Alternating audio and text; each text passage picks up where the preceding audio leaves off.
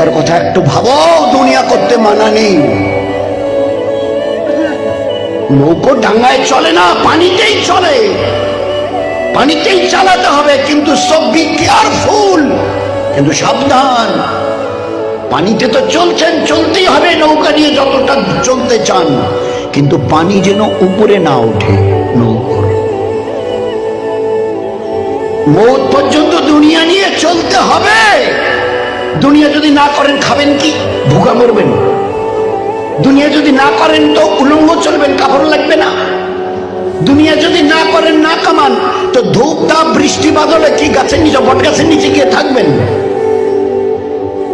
দরকার হবে না।